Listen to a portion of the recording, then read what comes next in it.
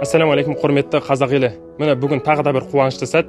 Қарекет қайырымдылық қоры осы күнге дейін қаншама мұқтаж кісілерге баспана сыйлап беріп келді. Бүгін міне Балжан әпкемізге осындай қасиетті Құрбан айттың Арафа күнінде ол әпкеміздің дұғасы қабыл болып, кезекті Қарекет қайырымдылық қорының 256 баспанасының кілтін табыстауға келіп отырмыз.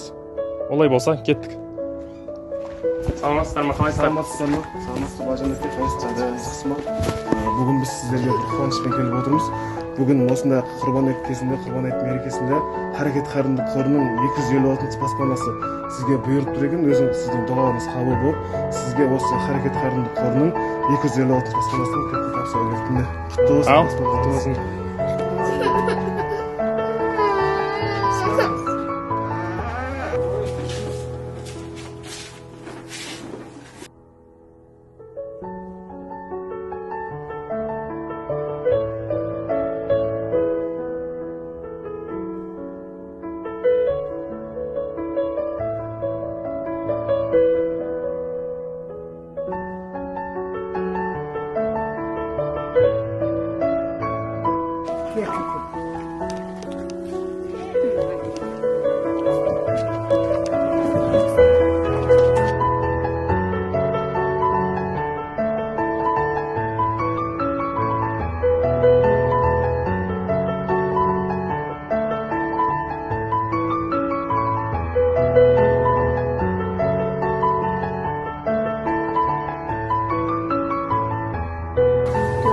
Қарекет қайырымдылық қорына үлкен алғысымды айтамын. Рахмет сіздерге.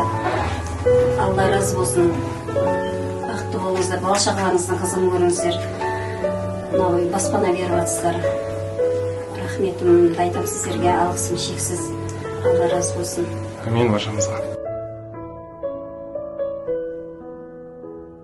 Құдай берсін, Құдай берекесін берсін, кеттір келдер, бақыт берсін, жақсы семьялар, Құдай осы Қарекет қайырымдылық қорына рахмет. Баспана шығып, келдерге баспаналар бар, құтты болсын, әрқашанда. Рахмет,